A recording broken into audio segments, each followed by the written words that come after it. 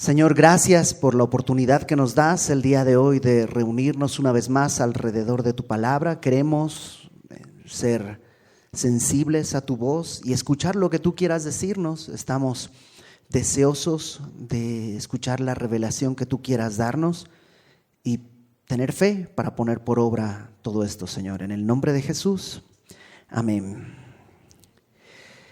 Pablo escribe la carta a los Gálatas para animarles a perseverar en la gracia de Dios. El problema de los Gálatas era que habiendo escuchado la gracia de Dios y habiendo creído en la gracia de Dios, estaban tentados a regresarse a algo que es más tangible. Todo lo que tiene que ver con religión es tangible porque lo puedo medir, ¿no? Ya leí mi Biblia hoy, clic, clic, palomita. Sí, soy mejor que aquel que no la ha leído. Ya oré hoy, clic, clic, palomita. Soy mejor que aquel que no ha orado. Y eso a mi carne le gusta. Mi carne se deleita en sentirse mejor. Y los Gálatas estaban tentados a regresar a un sistema religioso que por religioso no es mejor, ¿no? Porque los corintios tenían un problema, digamos, de tipo moral. Había en medio de los corintios un cuate que estaba con la esposa de su papá. Había problemas que se demandaban entre ellos, había problemas morales fuertes. Los Gálatas no, los Gálatas tenían un tema religioso, pero uno y otro está mal. Y en el capítulo 5, después del capítulos 1, 2 y 3, haber hablado de lo que Dios hizo por nosotros, del propósito de la ley, que la ley no fue dada para salvarnos, sino fue dada más bien para mostrar nuestra condición de pecado. Es como una radiografía, la radiografía no te sana, nomás muestra dónde está el hueso quebrado. Entonces la ley solo te muestra eso. Al ver la radiografía de tu espíritu, de tu alma que estás muerto, tú deberías poder decir: entonces ahora anhelo a Cristo que me ofrece la salvación por gracia.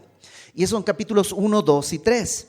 Capítulos 4, 5 y 6, Pablo empieza a hablar acerca de 4, 5 y 6, acerca de la respuesta que deberíamos tener ante lo que Dios nos ha hablado. Y aunque ya hemos visto toda la primera parte del capítulo 5, permíteme leerlo para hoy sí entrar en lo que sería el fruto del Espíritu. Entonces, capítulo 5, versículo 1 dice: estad pues firmes en la libertad con que Cristo nos hizo libres. Ese es el clamor de Pablo. Quiere que seamos libres. Y no estéis otra vez sujetos al yugo de esclavitud. He aquí, yo Pablo os digo que si os circuncidáis, es decir, regresas al sistema ritual de una religión, de nada te aprovechará Cristo. Y otra vez testifico a todo hombre que se circuncida o que se regresa a la religión, que está obligado a guardar toda la ley. Si tú quieres regresarte un poquitito a la ley, no se puede. O es todo bajo la ley, lo cual implica una esclavitud total, o es la libertad. No hay un punto central. De Cristo os desligasteis, los que por la ley os justificáis. Aquellos que dicen: no, es que yo sí cumplo. Te estás desligando de Cristo. De la gracia habéis caído. Pues nosotros por el Espíritu aguardamos por fe la esperanza de la justicia. La justicia es lo que nos permite estar delante de Dios. El ser justos, cabales, es lo que nos permite estar delante de Dios.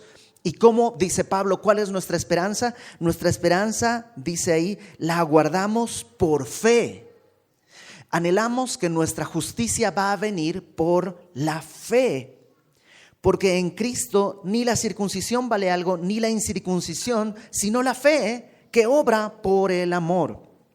Vosotros corríais bien. ¿Quién os estorbó para no obedecer a la verdad? La religión, aunque suena muy espiritual, no es la verdad. La religión es no es toda la verdad. Hay cosas de la religión que están hechas para destruir nuestra vida, para poder ver lo que somos. Esta persuasión no procede de aquel que os llama. Un poco de levadura leuda toda la masa. Yo confío respecto de vosotros en el Señor, que no pensaréis de otro modo, mas el que os perturba llevará la sentencia quien quiera que sea. Y Pablo está diciendo, el que quiere llevarnos a este sistema religioso, al final va a llevar su propia condena. Es algo muy fuerte. Y yo, hermanos, si aún predico la circuncisión, ¿por qué padezco persecución todavía? O sea, si yo estoy predicando eso, ¿por qué los judíos me quieren perseguir? Si yo predicara eso, pues los judíos me aplaudirían, pero no, me están buscando perseguir. En tal caso, se ha quitado el tropiezo de la cruz, ojalá se mutilasen los que os perturban. Porque vosotros, hermanos, a libertad fuisteis llamados, y esto vimos el mes pasado, solamente que no uséis la libertad como ocasión para la carne, sino servíos por amor los unos a los otros. El objetivo es que la libertad que Dios nos dio es para poder usarla en el servicio de unos a otros. Es un poco lo que vimos justo hoy por la mañana en nuestra reunión. Verso 14. Porque toda la ley en esta palabra se cumple. Amarás a tu prójimo como a ti mismo. Pero si os mordéis y os coméis unos a otros, mirad que también no os consumáis unos a otros. Digo pues, andad en el Espíritu y no satisfagáis los deseos de la carne, porque el deseo de la carne es contra el Espíritu. La carne nunca anhela lo correcto, siempre es contra el Espíritu, y el Espíritu es contra la carne, y estos se oponen entre sí para que no hagáis lo que quisierais. Pero si sois guiados por el Espíritu, no estáis bajo la ley. Y manifiestas son las obras de la carne, y esto es lo que la carne produce: adulterio, fornicación, inmundicia, lascivia, idolatría, hechicerías, enemistades, pleitos, celos, iras, contiendas, disensiones, herejías, envidias, homicidios, borracheras, orgías y cosas semejantes a estas, acerca de las cuales os amonesto, como ya os lo he dicho antes, que los que practican tales cosas, no los que alguna vez han tropezado, los que alguna vez han tropezado en una de estas cosas, el Señor tiene gracia. Pero una cosa es haber tropezado y otra cosa es practicar. ¿Cuál es la diferencia? Pues tú lo sabes. Una cosa es que estás caminando y te tropiezas y te caes, pero otra cosa es que tú te estés aventando al piso nomás porque se te ocurre que está bien. Los que practican estas cosas, dice, los tales no heredarán el reino de Dios. Y ahí nos habíamos quedado el mes pasado. Ahora, ¿cuál es la contraparte? Si esto es lo que no es lo correcto, estas son las obras de la carne, dice el verso 22, mas el fruto del Espíritu es amor, gozo, paz, paciencia, benignidad, bondad, fe, mansedumbre, templanza. Contra tales cosas no hay ley. Y seguramente has escuchado esto, que la frase mas el fruto del Espíritu es singular, no dice los frutos del Espíritu, amor, que sería gramáticamente sería correcto. Los frutos son amor, gozo, paz, paciencia, benignidad, bondad, fe, pero dice el fruto del Espíritu es amor. Y por eso hay muchas personas que interpretan que el fruto del Espíritu es amor y el amor se traduce en gozo, paz, digamos que son como la mandarina. Y los gajitos de la mandarina son gozo, paz, paciencia, benignidad, bondad, fe, mansedumbre, templanza. Puede que sí, puede que no. Tal vez Pablo simplemente está diciendo, el fruto del Espíritu es todo esto. Y simplemente es esa la idea. Hoy vamos a ver solo los primeros 3. Amor, gozo y paz. Entonces, dice, el fruto del Espíritu es amor. Y lo primero que tenemos que entender es que es un fruto. Y la idea de un fruto implica una relación. Un fruto siempre es el resultado de 2 cosas. Ya sea el fruto de pues, mandarina o pera, no sé, cualquier cosa, pues tiene que haber una polinización para que la planta pueda dar un fruto. No es que sale así nomás, tiene que haber una polinización. Hasta el embarazo también es, el bebé es un fruto, pero también involucra 2 cosas que están juntándose. Y lo mismo, el fruto del Espíritu no es algo que tú puedes hacer, es algo que tiene que surgir de la relación entre Dios y nosotros. Es algo que Dios produce, no sale de nosotros. No es posible. Un fruto es algo que está vivo. no es como una caja de cartón que se puede manufacturar. El fruto no se puede. El fruto está vivo. Si el fruto no se pudre, pues algo está raro, ¿no? Es de plástico. Todo fruto está vivo. Entonces, es lo primero que tenemos que entender. Todos, a ver, ¿quién en su matrimonio no quisiera tener amor, gozo, paz? Ya, con eso, aunque no tengas lo demás, ¿no? Que tengas amor, gozo, paz. Todo el mundo anhelaría eso en su matrimonio y todos anhelamos eso en el matrimonio de otros. Todos conocemos matrimonios que están luchando, peleando y que incluso intentan y lo han intentado. Vamos a terapia aquí, vamos a terapia allá, ya me compré un libro y aquí encontré que tenemos que salir y pues a ver, aparta un horario de una cita con tu esposa. Ok, bueno, y trabajo, bueno ya, mi horario de la semana. Vamos rápido porque tengo que regresar, el partido empieza a las 5, entonces rápidamente vamos a tener nuestra cita y regresamos. Y como que esos esfuerzos terminan en nada. ¿Por qué? Porque se está tratando de manufacturar algo. Esto es un fruto. Requiere dos cosas vivas que se junten. Y el fruto del Espíritu dice que en primer lugar es amor. Y la palabra amor, lamentablemente,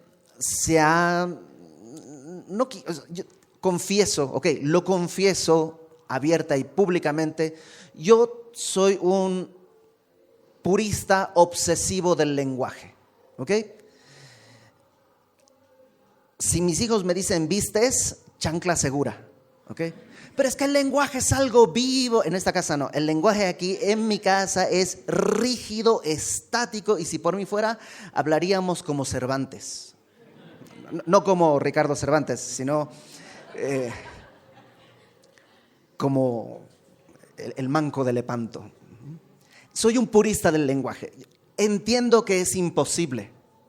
Pero yo recuerdo el tiempo en que la palabra amor era distinta en español. Tal vez en México no lo notaron porque México está muy pegado a Estados Unidos. Pero en mi país era mucho más libre, no había internet, no teníamos la presión de un país tan grandote con tanta producción. En mi país la palabra amor se utilizaba en el sentido de un esposo y una esposa. O sea, el amor era válido, la palabra amor era válida solamente entre marido y mujer. Yo no podría haberle dicho a mi hermana te amo porque sonaba raro, eso es solo entre esposos. A mi hermana la quiero, ¿okay? Y eso era porque la palabra amor tenía ese privilegio de una sola cosa. Todavía recuerdo cuando yo tenía 1 año viviendo en México y mis papás vinieron a visitarme.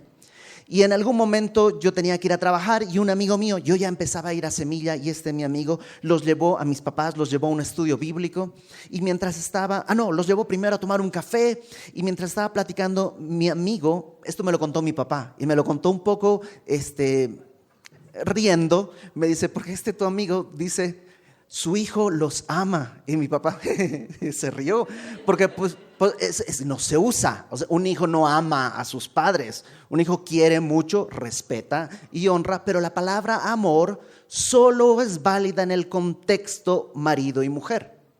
Y en aquella época yo lo entendía así. Recuerdo haber leído un libro de Chuck Smith que se llama El amor, el camino más excelente, y haber leído una página que decía, a veces decimos que amamos muchas cosas. Amo el chocolate. Y yo leí eso y dije, yo nunca digo amo el chocolate. Es ridículo. O sea, vete al doctor. O sea, hay una parafilia ahí extraña.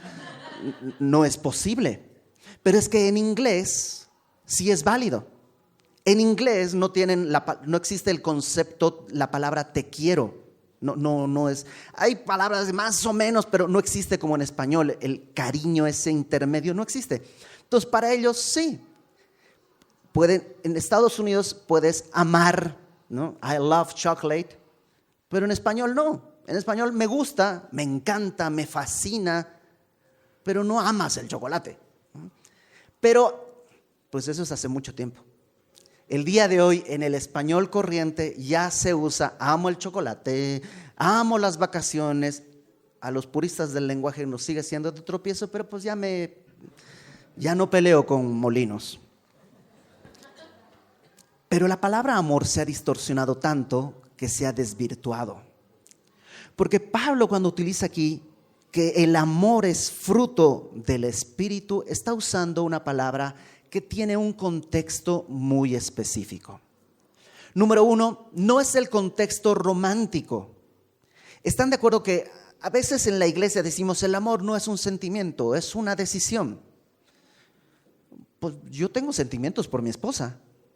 O sea, para mí el amor no es solo un sentimiento, pero también es un sentimiento.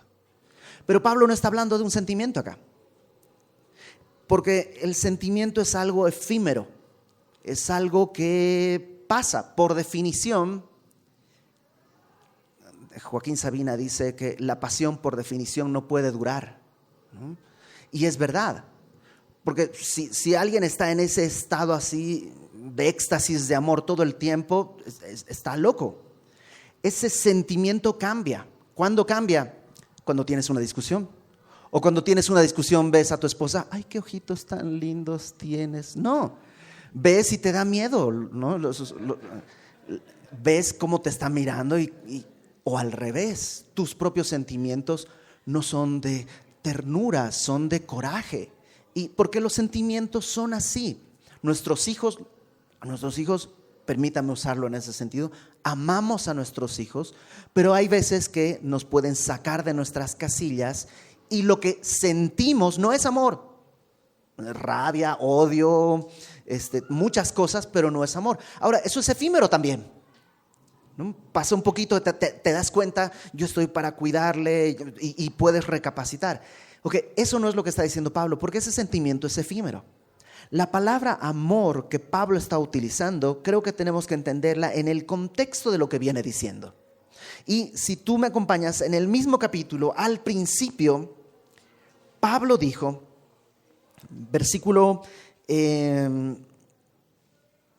vamos a leerlo desde el versículo 3, capítulo 5, versículo 3. Otra vez testifico a todo hombre que se circuncida y que está obligado a guardar toda la ley. De Cristo os desligasteis los que por la ley os justificáis, de la gracia habéis caído. Pues, fíjate, nosotros por el Espíritu, a través del Espíritu, aguardamos por fe la esperanza de la justicia, porque en Cristo Jesús ni la circuncisión vale algo, ni la incircuncisión, sino, ¿qué cosa? La fe que obra por el amor. Pablo liga la fe y el amor en una misma idea. El fruto del que está hablando, el amor del Espíritu, porque estás de acuerdo que en el mundo sin el Espíritu también hay amor. También hay madres que aman a sus hijos. También hay matrimonios que se pueden amar funcionalmente y viven muchos años. También hay amor pasional. O sea, sin Cristo también existe ese amor. ¿Cuál es el amor que viene del Espíritu? Dice, es el que procede de la fe. La fe que obra por el amor. Digamos que el amor es el vehículo que manifiesta la fe. En mi matrimonio, la fe se hace visible a través de ese amor. ¿Amas a tu esposa? Sí. ¿Sentimentalmente? Sí. Pero hay días en los que a lo mejor hay una discusión y entonces se manifiesta el amor a través de la fe. He creído que es mi esposa, he creído que yo estoy para protegerla, he creído que es la manera en la que Dios me está rescatando de mi propia vanidad. Es decir, ya no obra por el sentimiento, sino por la fe. Acompáñame a 1 Timoteo, por favor, capítulo 1. 1 Timoteo, capítulo 1.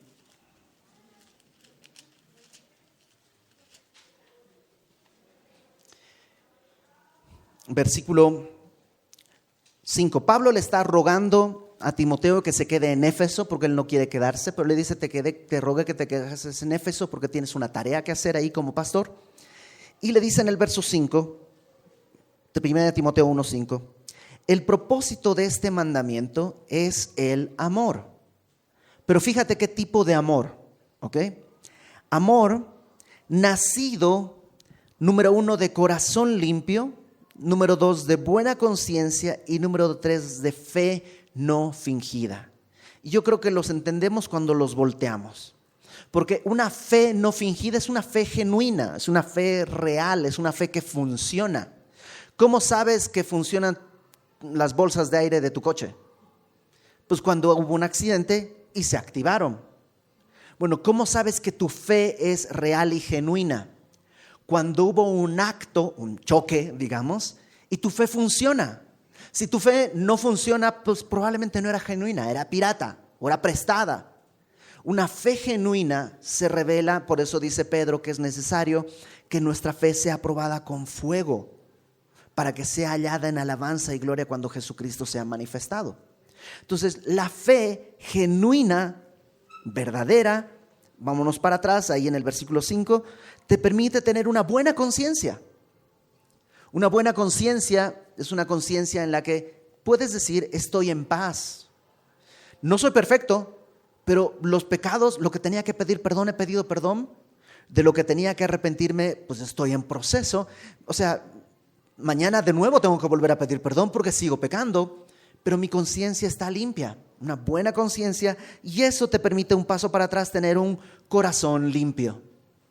¿Dónde surgió todo esto? En una fe no fingida. El amor nacido de buena conciencia, corazón limpio, buena conciencia y fe no fingida.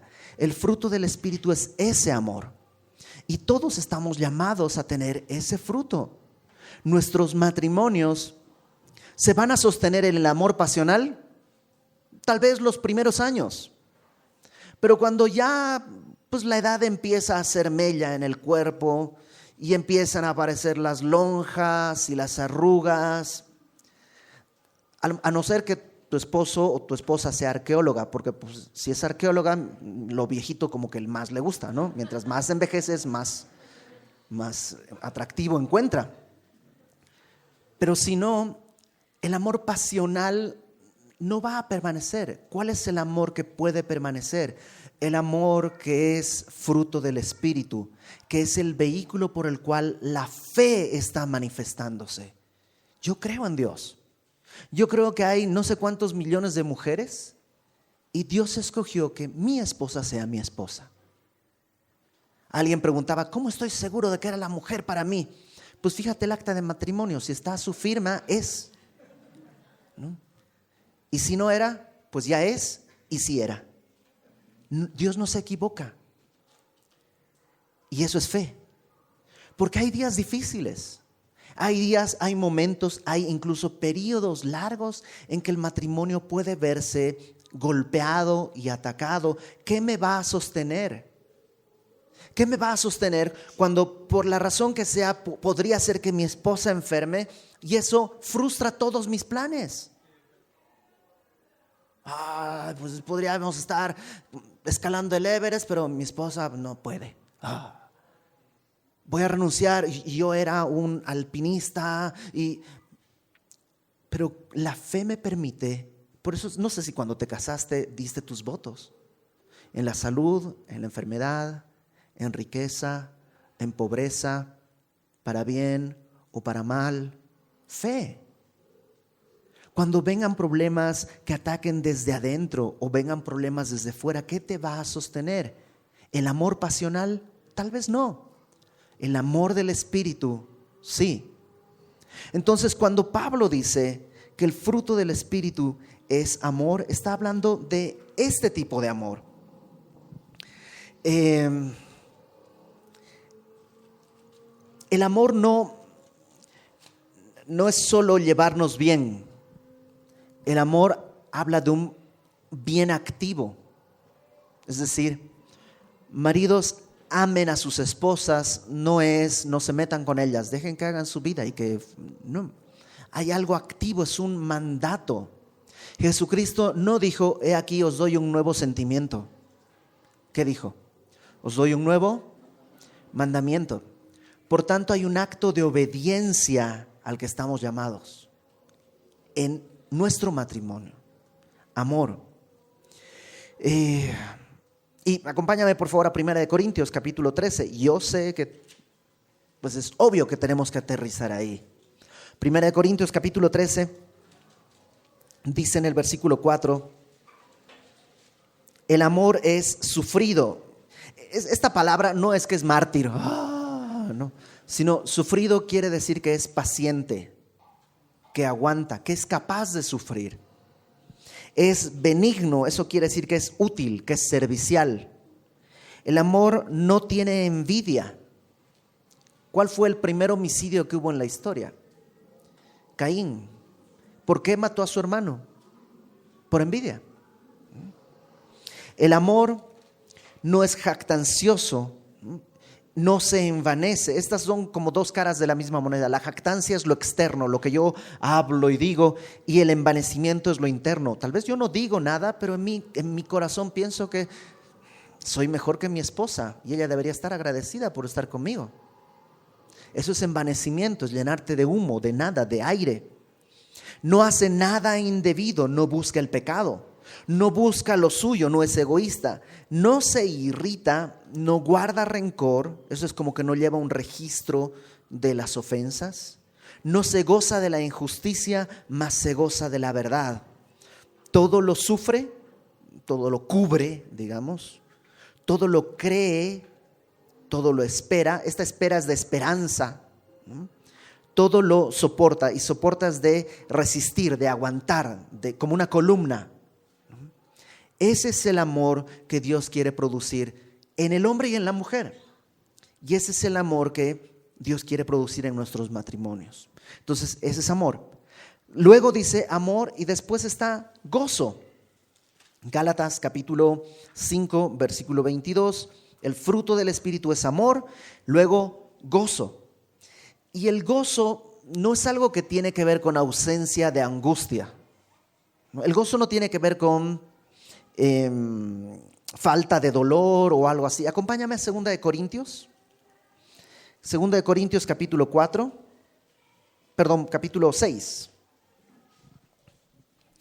Te voy a leer una porción más o menos, no larga, pero del 4 al 10. 2 Corintios 6, versículo 4. Pablo dice, antes bien nos recomendamos en todo como ministros de Dios. Fíjate, en mucha paciencia, en tribulaciones, en necesidades, en angustias, en azotes, en cárceles, en tumultos, en trabajos, en desvelos, en ayunos. O sea, si tú lees eso, ahí puede haber gozo. Ya yo, sin conocer bien a todos y sin ser profeta, si te digo en ayunos, ya te pusiste de malas al mediodía. Y Pablo dice, ahí estoy, en medio de eso, ayunos, desvelos, en pureza, en ciencia, en longanimidad, en bondad en el Espíritu Santo, en amor sincero, en palabra de verdad, en poder de Dios, con armas de justicia a diestra y a siniestra, por honra y por deshonra, por mala fama y por buena fama, como engañadores pero veraces, como desconocidos pero bien conocidos, como moribundos, mas he aquí vivimos, como castigados, mas no muertos, como entristecidos, mas siempre gozosos. ¿Cómo? Después de todo lo que leímos, ¿cómo Pablo puede decir siempre gozosos? Sí, deberíamos estar entristecidos, pero estamos gozosos. Entonces, ¿no te duele, Pablo, cuando te azotan? ¿No te duele? Claro que sí. ¿Y cuando te traicionan, Pablo, no te duele? Claro que sí. Pero es que el gozo que la Biblia habla no es ese estado de ánimo, es algo mucho más profundo que está debajo de todas nuestros sentimientos pasajeros. Y en nuestro matrimonio necesitamos vivir en ese gozo. Hay veces que alcanza para la renta, hay veces que no. Hay temporadas en que estás muy bien, hay temporadas en que no. Hay temporadas en que vienen malas noticias. ¿Vamos a perder el gozo? ¿Vamos a vivir en amargura? Si el Espíritu Santo da el fruto en nuestro corazón, podemos no solo tener este amor, sino también este gozo. Y lo tercero que Pablo enumera es paz. Y paz tampoco necesariamente habla de ausencia de conflictos. La paz es algo que tiene que ver con mi capacidad de regresar al Señor. Dice, justificados pues por la fe, tenemos ¿qué cosa? Paz para con Dios. ¿Te acuerdas la fe? ¿Dónde empezamos? La fe que me permite tener amor, La fe que aún en el momento más difícil, por eso dice Santiago, cuando estéis, tened por sumo gozo cuando estéis en diversas pruebas. ¿Cómo voy a saberlo? Pues tengo fe, que a los que aman a Dios todas las cosas ayudan a bien. Esa fe también funciona en la paz. Justificados por Dios tenemos paz para con Dios. Dios nos permite tener esa paz, y esa paz me da un privilegio que yo jamás hubiera podido tener, que es acercarme al Señor. En Filipenses, yo sé que te lo sabes de memoria, Filipenses capítulo 4, versículo 4, pues desde ahí vamos a leer. Dice, regocijaos en el Señor siempre. Otra vez digo, regocijaos. Vuestra gentileza sea conocida de todos los hombres. El Señor está cerca. Por nada estéis afanosos, sino sean conocidas vuestras peticiones delante de Dios en toda oración y ruego, con acción de gracias. Y la paz de Dios, que sobrepasa todo entendimiento, guardará vuestros corazones y vuestros pensamientos en Cristo Jesús. Pablo está en la cárcel, pero él está con gozo a pesar de estar en la cárcel. Y él tiene amor a pesar de que lo han rechazado. Y él tiene paz. Y él dice, acércate a Dios, pon tus peticiones y la paz de Dios, que sobrepasa todo entendimiento. Que no entiendo por qué tengo paz. Exacto, no entiendes, no alcanza. Sobrepasa todo entendimiento, va a guardar tu corazón. Fíjate lo que dice el versículo 8 y 9. Por lo demás, hermanos, todo lo que es verdadero, todo lo honesto, todo lo justo, todo lo puro, todo lo amable, todo lo que es de buen nombre, si hay virtud alguna, si algo digno de alabanza, en esto pensad. Lo que aprendisteis y recibisteis y oísteis y visteis, esto haced, y el Dios de paz estará con vosotros. Vas a tener la paz de Dios y vas a estar con el Dios de paz. ¿Cómo se hace esto? Pues pidiendo el Espíritu, porque esta es una obra del Espíritu. Acuérdate, es un fruto, no lo puedes sacar. No hay manera de que tú puedas producir un fruto, no se puede. Tiene que ser dos y tiene que haber una relación. Acompáñame para terminar a Gálatas nuevamente, por favor. Ahí donde nos quedamos. Que esto lo veremos más adelante, pero en Gálatas capítulo 5.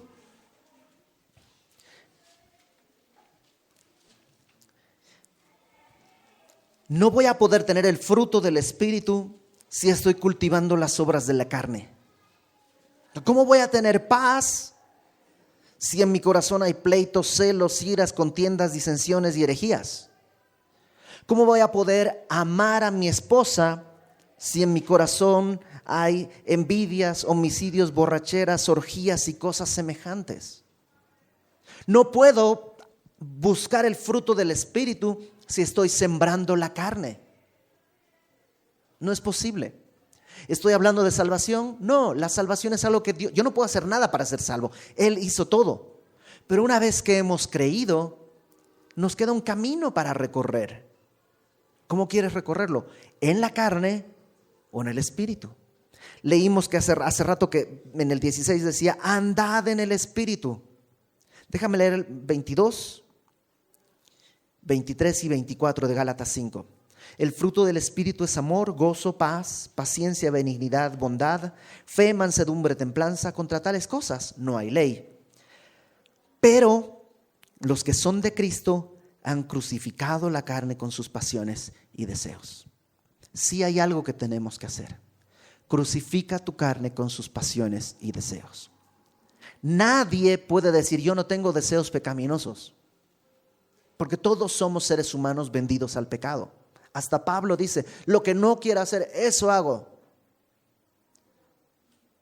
Pero el Señor nos ha hecho libres para que podamos crucificar nuestra carne y podamos gozar el fruto del Espíritu. No lo podemos producir. Es decir, si tú tratas de tener el fruto, te vas a frustrar. Es imposible. Si tus esfuerzos están en amar a mi esposa, no se puede. Pero si buscas una relación con Dios y crucificas tu carne, seguramente el fruto del Espíritu va a germinar.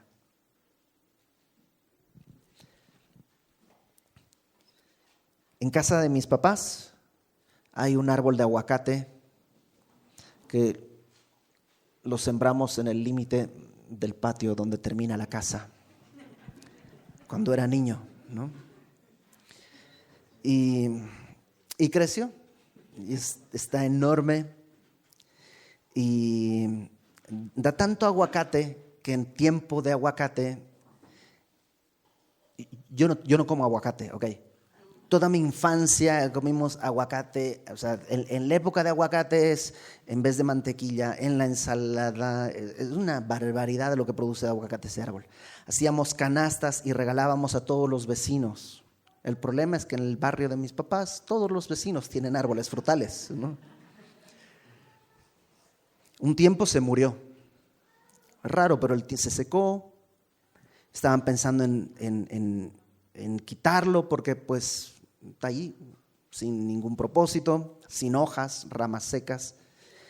Y hace algunos años, yo creo que antes de pandemia, unos 4 o 5 años, mi mamá me mandó una foto. Me dice, mira, y me mostró el árbol de aguacate reverdecido. Y es curioso. Digamos, aquí está el cuarto de mis papás y aquí está la oficina de mi papá. Y en medio está el árbol de aguacate.